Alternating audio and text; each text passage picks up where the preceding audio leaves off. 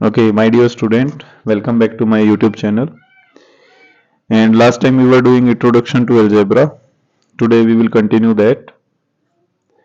And I hope you understand last lecture and let's move to the next. Algebra is not new to you. As you know, in class 5th you were using some formulas regarding or related to algebra. ये जो algebra है वो आपसे नया बिल्कुल भी नहीं है क्योंकि आपको क्लास 5th में आपने बहुत सारे फॉर्मूलाज ऐसे यूज किए हैं जिसमें कि अलजेब्रा का यूज होता है। फॉर एग्जाम्पल आप पैरामीटर ऑफ ए स्क्वायर निकाल रहे थे, you are using a formula parameter of a square is equal to 4 into side और 4 इंटू ए। ये वाला फॉर्मूला आपने बहुत यूज किया है, बहुत सारे क्वेश्चंस इस पे सॉल्व भी किए होंगे। तो जो यहां पे इस फॉर्मूला में 4 आप यूज कर रहे हैं, in this 4 into a you have used 4 as a number और we can say as a constant. ये जो 4 है ये एक नंबर की तरह हम यूज कर रहे हैं और कह सकते हैं कि ये एक हम कांस्टेंट की तरह यूज कर रहे हैं। And A is as a variable और अ लिटरल, और जो ए है वो आपका एक वेरिएबल है या फिर एक लिटरल है। Now we have another question. अब इंट्रोडक्शन चल रहा था, अलजेब्रा समझ में आ रहा था, अब आपको एक और क्वेश्चन आपके दिमाग में आ गया होगा। क्या क्वेश्चन दिमाग में आया होगा? व्हाट इज अ वेरिएबल और a literal? I was using a word that variable or a literal this. So you should understand the meaning of this. We will talk about that later.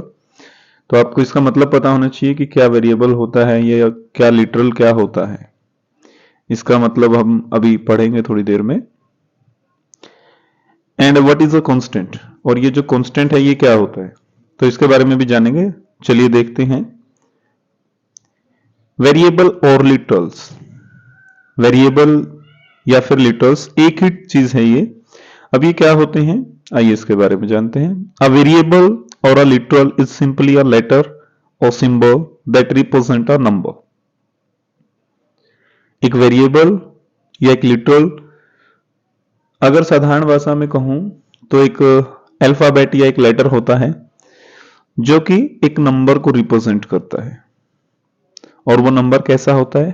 Unknown होता है, और you can say that unknown quantity. A variable literal is a simply a letter or symbol that represent a number or unknown quantity, जो आपको known नहीं होती question में, जिसके लिए आपको क्वेश्चन सोल्व करना है, जिसकी वैल्यू फाइंड आउट करनी है, उस क्वांटिटी के लिए हम जो अल्फाबेट या जो लेटर यूज करते हैं दैट इज कॉल्ड वेरिएबल और literal. For example 8 plus a is equal to 12. Here we are using a as a little. Which number can we write at the place of a? Now it's for you. अब ये question आपके लिए है, which number can we write at the place of A. अब देखना, इसको समझना ऐसे है, 8 addition sign then a is equal to 12। 8 में हमने कुछ ऐड किया है, उसका नाम हमने a रख लिया है, और वो ऐड होने के बाद हमारे पास जो आंसर आ रहा है वो 12 आ रहा है। And you can simply answer that it is 4। तो आप आसानी से बता सकते हैं कि यहाँ पे 8 प्लस अगर 4 होता है तो 12 आ जाता है। अब हमने 4 को गायब कर दिया है और 4 की जगह पे सिर्फ एक अल्फाबेट लिख दिया है a। So you can easily say that value of a is 4 here. अब देखिए इस क्वेश्चन के लिए जो a की वैल्यू है वो क्या हो जाएगी? 4 हो जाएगी। And thus a variable literal can be any alphabet. और इस तरह से हमें पता चला कि एक वेरिएबल या लिटरल कोई भी अल्फाबेट हो सकता है। अब ये जहां पे a लिखा था वहां पे आप b c d e f g h i j a to z कुछ भी, जो भी वेरिएबल आप यूज करना चाहें, जो भी लिटरल आप लिखना चाहें वो लिख सकते हैं। I think it's clear to you. Now let's talk about the constant. What are constant? These are simply the numbers that can be in the form of, ये सिंपली नंबर्स होते हैं, जो नंबर्स हमने पढ़े हैं अभी से लेके फर्स्ट क्लास से लेके आपने 6th क्लास तक जो भी नंबर्स पढ़े हैं वो कुछ भी हो सकते हैं।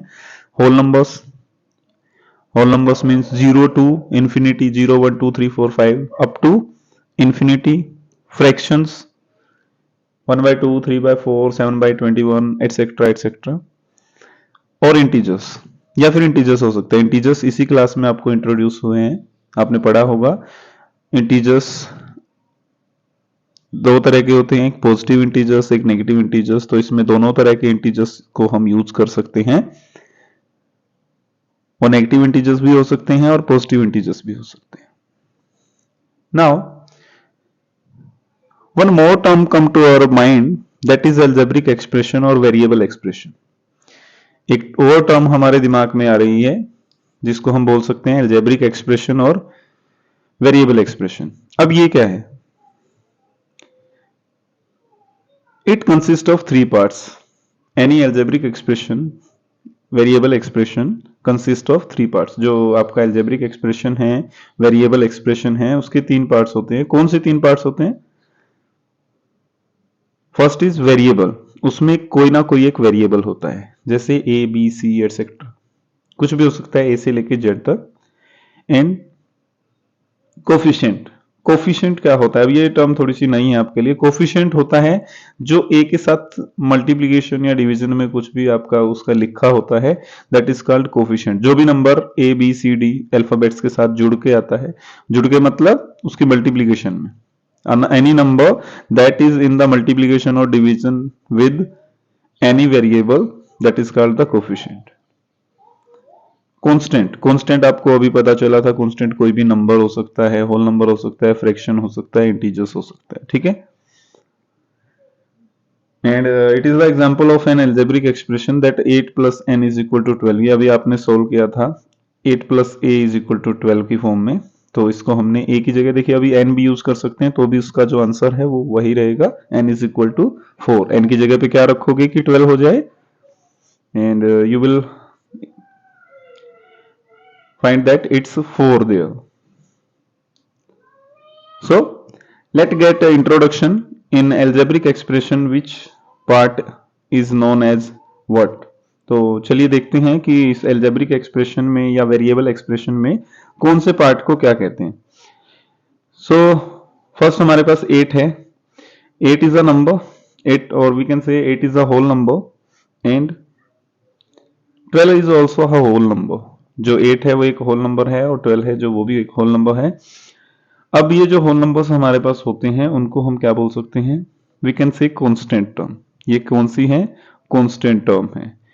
On the next we have n there, what we can say that n is, अब नेक्स्ट हमारे पास वहां पे n है, अब उस n को हम क्या कह सकते हैं? दैट इज अ वेरिएबल और लिटल। मैंने आपको बताया था कोई भी अल्फाबेट जो हम यूज करेंगे किसी एल्जेब्रिक एक्सप्रेशन में, तो वो क्या होगा? उसका वेरिएबल है या फिर लिटल होता है, ठीक है। अब बीच में एक इक्वल का साइन भी है, इस इक्वल के साइन को हम कहते हैं इक्वेलिटी। अब इसको इक्वेलिटी क्यों कहते हैं, ये क्वेश्चन आपके लिए है। इक्वेलिटी मतलब दोनों तरफ जो इक्वल चीजें होती है, जैसे आपने देखा होगा तराजू देखा है, तराजू में अगर दोनों तरफ सेम चीजें रखते हैं तो उसके जो पलड़े होते हैं वो इक्वल हो जाते हैं, और वो जो उनको इक्वल कर रहा है दैट इज कॉल्ड इक्वेलिटी। अब ये इक्वेलिटी है तो ये क्या कर रहा है? हमारे पास दो टर्म यहाँ पे हैं, एक है लेफ्ट हैंड साइड में, एक है राइट हैंड साइड में। 8 plus n is on the right side of equality, and 12 is on the, sorry मैंने उल्टा बोला शायद, 8 plus n is on the left side of equality and 12 is on the right side of equality. तो देखिए left side जो equal का sign के left side में है 8 प्लस n है, और राइट साइड में क्या है? 12 आपको दिखाई दे रहा है। तो जो लेफ्ट हैंड में होते हैं उनको बोलते हैं लेफ्ट हैंड साइड।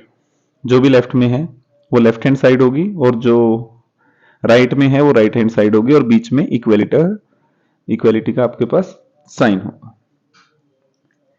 तो आई थिंक आपको एल्जेब्रिक एक्सप्रेशन क्या होता है, वेरिएबल क्या होता है, वेरिएबल एक्सप्रेशन क्या होता है, इक्वेलिटी क्या होती है, कांस्टेंट क्या होता है, कोफिशिएंट क्या होता है, ये सारी इंट्रोडक्शन आपको आज अच्छे से समझ में आई होगी।